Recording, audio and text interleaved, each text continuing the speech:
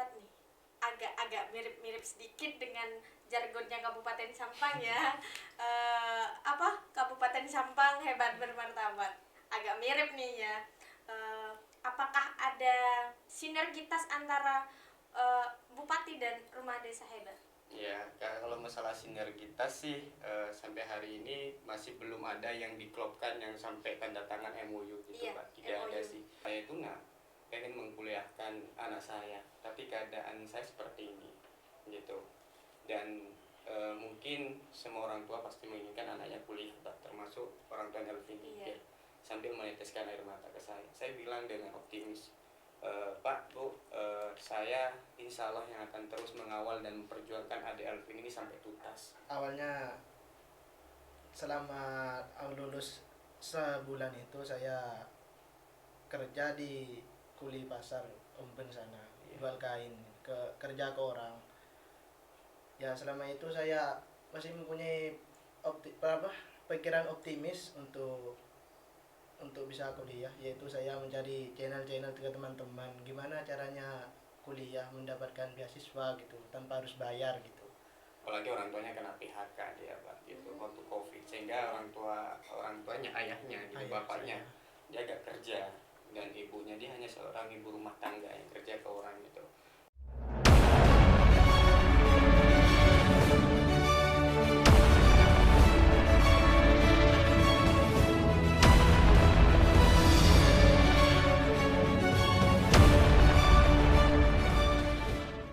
Assalamualaikum warahmatullahi wabarakatuh. Kembali lagi bersama saya di podcast Madura Indep. Pada kesempatan kali ini nih kita akan membahas suatu tema yang sangat menarik dan juga sangat keren karena membahas tentang pendidikan dan keberlangsungan pemuda di Kabupaten Sampang. Yang mana pada kesempatan kali ini saya didampingi langsung oleh Mas Abu Rizal ya. Dan Alvin Diki. Oke. Nah, Mas Abu Rizal ini di sini sebagai founder Rumah Desa Hebat, yang mana kita akan membahas mengenal lebih lanjut 1000 sarjana, Mas ya. Oke. Apa sih inspirasi Mas mendirikan Rumah Desa Hebat? Iya, terima kasih Mbak atas pertanyaannya ya. Memang ketika ditanya kenapa, tentu ada yang melatar belakangi lahirnya Rumah Desa Hebat. Dulu saya itu mengikuti kegiatan pemuda pelopor pendidikan Kabupaten Sampang, Tuan Juara. Akhirnya saya itu sering belusukan ke pelosok-pelosok. Ternyata ya saya coba mendengarkan aspirasi dari mereka itu. Ya banyak sih aspirasi yang disampaikan. Salah satunya ya mereka pengen kuliah tapi tidak punya biaya atau tidak punya finansial. Yang kedua, banyak adik-adik yang putus sekolah SD, SMP gitu, khususnya di Kabupaten Sampang. Mungkin sederhananya itu yang menjadi latar belakang lahirnya Rumah Desa Hebat. Karena Rumah Desa Hebat hari ini mau berumur 4 tahun. Oh, lumayan ya. Sudah, kalau bayi itu sudah bisa jalan lah ya, harusnya bisa lari. Nah, di Rumah Desa Hebat ini untuk menunjang pendidikan, karir anak bangsa gitu ya Mas ya. Nah, dalam menunjang hal itu, program unggulan nih Rumah Desa Hebat nih apa gitu? Ya, kami menawarkan program unggulan itu, atau kami membuat program unggulan mewujudkan 1000 sarjana untuk anak desa. Wih, keren 1000 sarjana ya, anak ini desa ya. mimpi yang besar sih, tapi saya selalu bilang kalau mimpi itu belum ditertawakan berarti mimpi itu belum besar. Sehingga Rumah Desa Hebat mengambil resiko karena hidup yang tidak pernah dipertaruhkan tidak akan pernah dimenangkan. Sehingga Rumah Desa Hebat itu program unggulannya 1000 sarjana, Mbak, untuk mengawal adik-adik yang memang punya semangat tinggi, punya prestasi nilai akademik yang baik, tapi mereka tidak punya biaya atau dari kalangan menengah ke bawah, sehingga kami dampingi dan advokasi untuk bisa kuliah. Salah satunya Alvin Dikir ini, Pak. Oh iya. Alvin ini sudah orang keberapa nih Mas ya? Iya, kalau Alvin Dikir ini mungkin sudah nyampe sih di angka puluhan, angka 60 sih mungkin. Salah satunya itu Alvin Dikir sih. Ini Mbak yang kami kawal dan bantu. Itu. Apa sih yang membuat Alvin ini terpilih menjadi salah satu pemuda yang diperjuangkan oleh Rumah Desa Hebat. Ya, tentu saya melihat semangatnya Ade Alvin ini begitu luar biasa, Pak. Dia meskipun 1 tahun sempat nganggur, Iya. karena memang dia ingin kuliah, ya mungkin curhat ke orang tuanya, tapi orang tuanya ya mungkin keadaan yang tidak memungkinkan dari faktor finansial, ya disuruh ya kerja dulu lah gitu. Akhirnya dia memilih untuk kerja karena dia tidak tahu harus kemana, karena pola pikirnya orang tua di desa kadang ya kalau kuliah ya biayanya mahal gitu, sehingga mungkin Alvin sama orang tuanya sama seperti itu, tapi semangatnya dialah yang pengen masih ingin melanjutkan ke bangku kuliah. Kami mencoba mengikhtiarkan, sehingga alhamdulillah Alvin ini bisa diterima di keperawatan jalur beasiswa KIP, Pak, gitu. Ya mungkin Alvin nanti bercerita perjuangan. Oke. Maaf ya Mas ya, saya pindah ke Mas Iya, Alvin ya boleh. sebentar ya. Mas Alvin, tahu Rumah Desa Hebat ini dari mana? Alhamdulillah, pertama-tama saya ini dapat dari channel dari teman saya, Iya.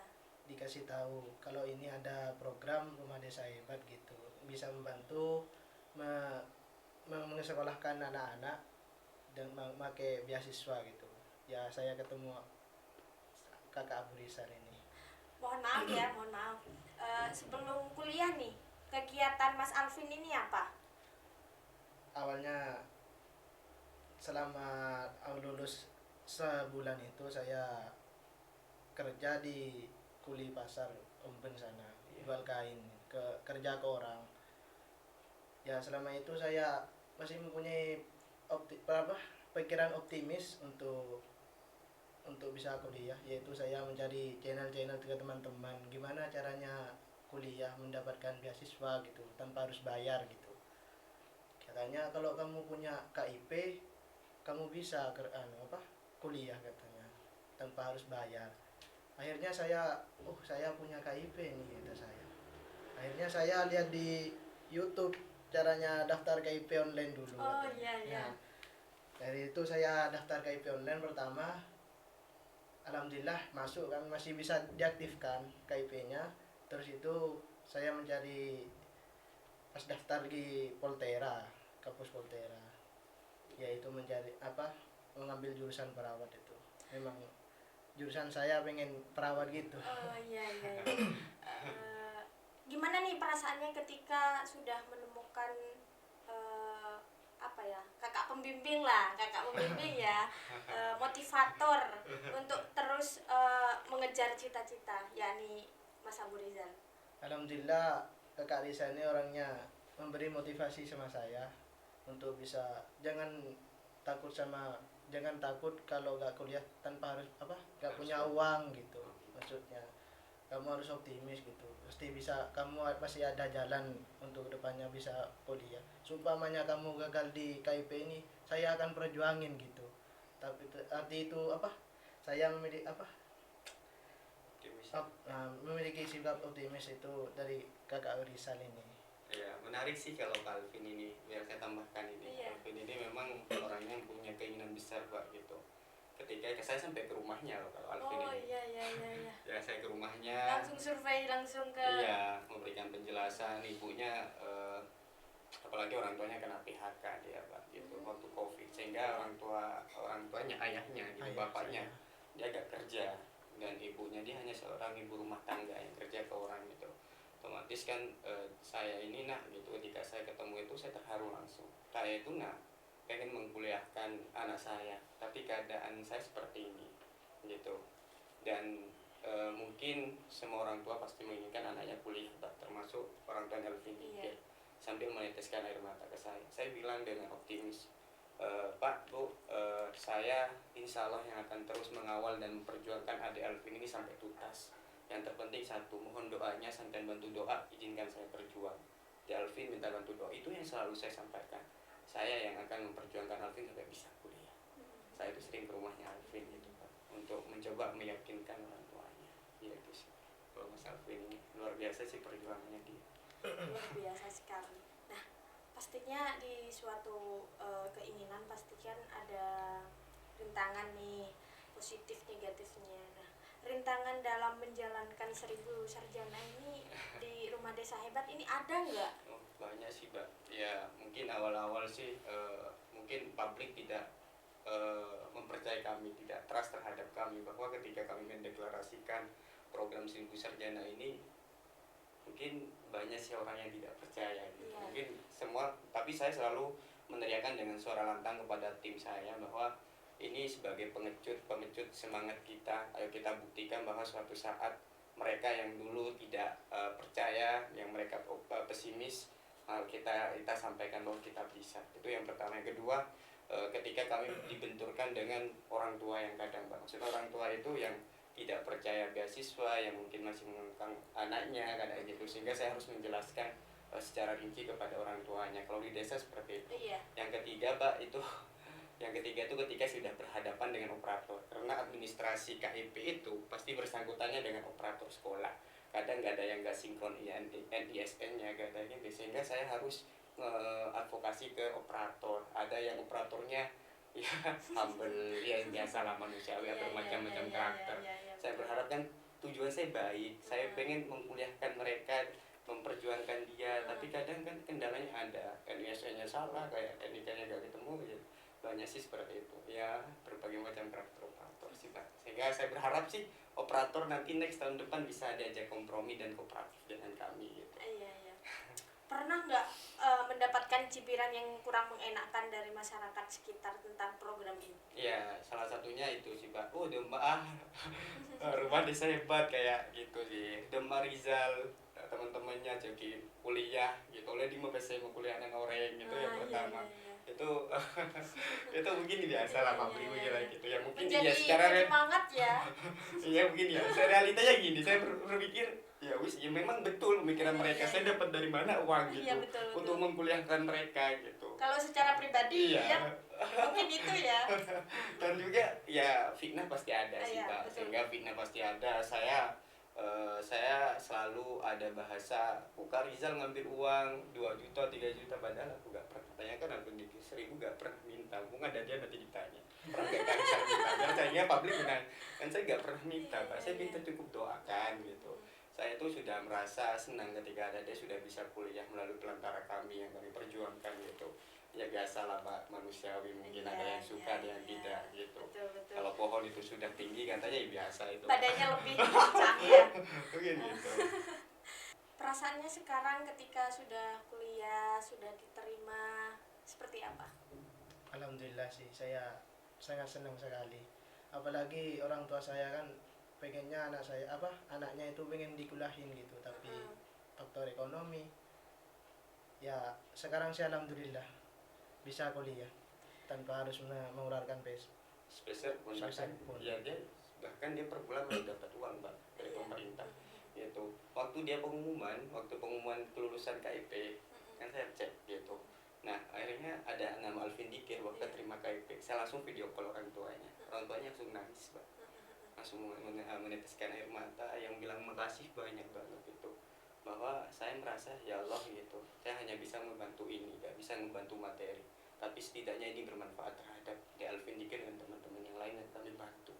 Tetap sampai nangis loh Pak, aku sampai ya Allah gitu. Saya waktu video call waktu itu, habis maghrib saya video call, ketika dia diterima ternyata amazing banget Pak, kayak ada privilege, keistimewaan batin, ada kebahagiaan yang tidak bisa ditukar dengan materi. Ini di Alvin. Aku nggak tahu, akan anything mungkin kalau di Alvin. Sampai merinding aku ya dengernya ya, luar biasa. Sekarang ini kan pencapaian untuk 1000 sarjana ini sudah berapa persen nih Mas? Kalau dipresentasikan karena masih baru kan 2 tahun ini kami mendeklarasikan gitu, sehingga hari ini Mbak kami menyentuh insya Allah tahun ini akan menyentuh 100 orang sih, karena target kami 100 2022 ini yang untuk bisa dikuliahkan. 100 ini angka banyak sih Pak. Betul, banyak banget. Banyak banget lumayan, sehingga ini sih yang tetap kami optimis dan ikhtiarkan, sehingga insya Allah selalu ketemu dengan orang-orang baik yang akan mempercepat program 1000 sarjana ini, amin, sehingga saya bisa segera menikah. Aduh, ya. Seperti itu. Ya Ya kan nggak apa-apa sambil menikah sambil menjalankan Ya ini kan tetap gitu. haikal lah kayak gitu. Eh, target untuk mencapai 1000 sarjana ini berapa tahun? Kami targetkan 5 tahun bisa tercapai sih Pak, kalau bisa 3 tahun seperti itu. Tapi berharap sih akan banyak orang-orang baik kampus yang bisa menerima gagasan kami, sehingga kami dikasih kesempatan untuk memperbanyak adik-adik bisa kuliah Pak gitu. Masih sekarang sih kami masih mencoba tahap komunikasi dengan pihak terkait, apalagi dengan pihak yang mempunyai andil dalam bidang KIP seperti itu.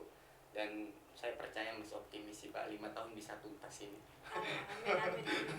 Nah, sudah ke beberapa kampus di Madura khususnya. Iya, artinya kalau di Madura sudah lumayan sih, sudah lumayan banyak, termasuk Pamekasan, Bangkalan, Sampang gitu. Berarti di semua wilayah Madura ini sudah tersentuh semua ya? Alhamdulillah sudah tersentuh Pak, banyak adik-adik yang sudah terisi di sana, banyak adik-adik saya yang kami bantu untuk mereka bisa kuliah ya. Mungkin ada Poltera, ada UTN, mungkin ada YIN gitu, ada Unira, sehingga kami merasa sekarang kampus mulai membuka keran terhadap kami, terhadap Rumah Desa Hebat, sehingga banyak the next Alvin Dikir selanjutnya yang akan bisa kuliah gitu. Dan saya itu adalah impian saya nanti gitu. Nih, pastinya ada tantangan kan masuk ke kampus yang mana dari sebelum itu kamu belum pernah ada di wilayah itu, apalagi yang ditemui kan orang terbesar di kampus, rektor kan ya. Iya. Nah, tantangan apa aja yang kamu alami selama ini? Kalau saya sih, saya kan orang biasa Pak Iya. gitu, yang mungkin mahasiswa sih mau ketemu rektor gitu, tingkatannya jauh. Nah kan iya, pasti ada tantangannya kan ya. Tingkatannya jauh gitu, tapi saya selalu optimis, niat baik ini akan selalu dipertemukan dengan orang-orang baik, sehingga kalau saya itu minta ke teman kadang nomornya rektor, saya itu kalau WA rektor masih bismillah gitu, kadang saya al-fatihahkan dulu, saya putuskan dulu untuk bisa diterima gitu, untuk bisa dibalas WA-nya assalamualaikum Pak, dengan bahasa sesopan-sopannya loh Pak, untuk bisa dibalas sama rektor gitu. Ya alhamdulillah sih banyak yang good respon, banyak yang responnya baik terhadap kami, sehingga kami bisa menyampaikan gagasan, menyampaikan program ini, dan alhamdulillah sih disambut baik program ini Pak gitu. Sehingga kami berharap akan banyak rektor-rektor yang mendengarkan aspirasinya saya, sehingga akan banyak adik-adik yang bisa kuliah dari keluarga yang tidak mampu, dan mereka punya hak untuk bisa menerima beasiswa KIP gitu. Itu sih Mbak. Nah, apakah ada kontribusi pemerintah dalam hal ini? Ya, pemerintah ya juga support sih Mbak, mungkin support moral mungkin iya gitu. Bahkan saya sempat juga ke instansi terkait juga, khususnya kalau di Sabang mungkin Bupati lah sebagai orang tua gitu. Ya pernah kami sampaikan gagasan ini, disambut baik oleh Bapak Bupati. Kami sudah dikasih support moral aja sungguh. Ya, ini sudah merupakan privilege, merupakan keistimewaan bagi saya. Tentu ini merupakan dukungan Anda sih pasti, kalau dukungan pemerintah itu ya dukungan moral yang mungkin ada material gitu. Tentu ini menjadi pemecut semangat buat kita bahwa pemerintah juga mendukung, tidak tidak buta terhadap apa yang kami kerjakan, dan semuanya ini yang kami lakukan tentu khususnya untuk pemerintah juga kan, khususnya untuk kemajuan SDM, untuk kemajuan pendidikan di Kabupaten Sampang khususnya, pada umumnya seluruh Indonesia sih. Karena bukan orang Sampang saja Pak yang kami kawal, ada Pamekasan, Bangkalan, bahkan ada dari Jepara kemarin, bahkan ada dari Aceh gitu. Kami follow up melalui by online, mentoring by online gitu. Kalau memang jauh, kalau di Sampang kami bisa langsung ke rumahnya gitu. Bukan orang Sampang toh yang kami bantu. Semuanya sih, asalkan mereka dari orang yang tidak mampu, bismillah kami akan bantu dan kami perjuangkan. Oke. Berbicara tentang Rumah Desa Hebat nih, agak mirip-mirip sedikit dengan jargonnya Kabupaten Sampang ya. Kabupaten Sampang hebat bermartabat. Agak mirip nih ya. Apakah ada sinergitas antara Bupati dan Rumah Desa Hebat? Ya, kalau masalah sinergitas sih sampai hari ini masih belum ada yang diklopkan yang sampai tanda tangan MOU gitu Pak. Tidak ada sih gitu, tidak ada. Tapi kalau secara dukungan moral biasalah, pemerintah ngedukung pasti biasa kan. Tapi berharap pemerintah bisa ngasih kesempatan kepada Rumah Desa Hebat untuk diberikan sampai kota lah ketika MOU lah MOU yang gitu. jelas di Bahkan- atas kertas putih dong ya. Iya, karena kan ini berbicara tentang pendidikan Kabupaten Sampang kan khususnya gitu. Tentu kami tidak punya kepentingan apa-apa di lain ini, hanya bagaimana saya bisa antarkan adik bisa kuliah kan gitu, Pak. Dan saya berharap banget sih dari dulu ya, apalagi beasiswa sahabat kami juga dilibatkan gitu. Sehingga kami betul-betul turun ke lapangan kayak gitu. Ini ada kemarin ada sih, Pak, kejadian itu ada itu nangis ke saya ini, yaitu semester 3 dari kampus UTM Bangkalan gitu, nangis ke saya, Mbak, sore nangis, saya, Kak, gimana, Kak, saya pengen berhenti, Kak, gitu, kalau saya gak punya biaya. Ya, saya gak kenal orang itu, tapi kenapa tiba-tiba nangis ke saya gitu, berarti hari ini saya tempat curhatnya ada nangis ketika gak punya biaya gitu. Harinya nangis, Mbak, gitu, pengen kuliah, Kak, tapi gak punya biaya, mau berhenti, kata orang tua, sudah cukup, nak, emas sudah dijual, anting sudah dijual, gak punya apa-apa sudah gitu, kamu ya udah gak usah lanjut aja semester 3 gitu. Anak omben itu, Pak, itu akhirnya, Dek, kalau kamu masih punya keinginan besar untuk kuliah dan melanjutkan cita-cita kamu, bismillah, saya akan perjuangkan gitu. Dan saya follow up ke pemerintah dan didengar sih, Pak, dan itu mungkin apresiasi kayak set forward kepada saya, set free word kepada saya, kepada Rumah Desa Hebat, bahwa kami masih didengarkan oleh pemerintah, bahwa ada ini layak untuk dapat beasiswanya pemerintah, dan sekarang saya dan ada ini sudah bisa kuliah kembali. Ya itu sih. Berarti sampai detik ini pun hanya bantuan moral ya dari pemerintah Kabupaten Sampang. Gitu ya. Oke. Iya, moral sih. Ini terakhir, ada nggak pesan dan kesan untuk pemuda di Kabupaten Sampang khususnya gitu untuk pendidikan dan masa depan? Ya kan, ya, Pak, Sampang ini kan terendah kan gitu, Pak. Mungkin secara EPN kan rendah gitu. Tentu kami ingin menyumbangkan sedikitnya untuk terus ada grafik agar naik EPM-nya di Sampang gitu, dengan program 1000 sarjana untuk anak desa. Dan langkah ini adalah langkah yang tepat yang sudah kami ambil, bahwa saya tidak mengambil APBN-nya dari pemerintah, tapi kami mengandalkan APBD, bukan APBN, APBD-nya pemerintah, tapi kami mencoba cari program-program di luar itu gitu, untuk jemput bola programnya pemerintah pusat untuk bagaimana adik-adik ini bisa kuliah, tentu itu. Dan yang mungkin untuk adik-adik di luar sana gitu, yang masih punya keinginan untuk kuliah atau masih punya keinginan untuk melanjutkan ke perguruan tinggi, saya pribadi dan teman-teman Rumah Desa Hebat, saya selalu optimis untuk terus memperjuangkan. Ya, namanya berjuang, ada berhasil ada gagal, tapi saya selalu ikhtiarkan 24 hours 24 jam saya selalu terbuka untuk siapapun adik-adik yang mau kuliah. Dan buktinya saya selalu humble ke semua adik, meskipun saya bilang, Dek, silahkan WA saya, silahkan kalau mau tanya apa-apa tanya ke saya gitu, saya selalu akan jawab jika selagi saya masih bisa. Saya tidak ingin kamu kecewa terhadap saya gitu, dan saya ingin kalian itu kalau nggak ngerti tanya kayak gitu, karena saya percaya itu sih. Saya berharap adik-adik bisa kuliah semuanya tanpa terkecuali sih gitu. Oke. Diskusi ini mungkin cukup sampai di sini ya, Mas ya. Terima kasih pada Mas Alvin sama Mas Abu Rizal juga. Semoga tali silaturahim kita tetap berjalan dan semoga nanti bisa bertemu lagi di podcast selanjutnya di Madura Indep. Terima kasih juga Madura Indep itu sudah bisa duduk bareng gitu. Bisa diskusi ini dan gitu. Oke. Semoga menginspirasi. Di sini ada salah satu pemuda yang luar biasa, yakni Mas Abu Rizal, di mana dia juga menjadi founder di Rumah Desa Hebat. Siapapun nanti yang berkeinginan untuk kuliah tapi tidak memiliki sarana dan prasarana yang memungkinkan, mungkin nanti bisa ya kita share kontaknya Mas Abu Rizal. Sekian dari kami. Wassalamualaikum warahmatullahi wabarakatuh.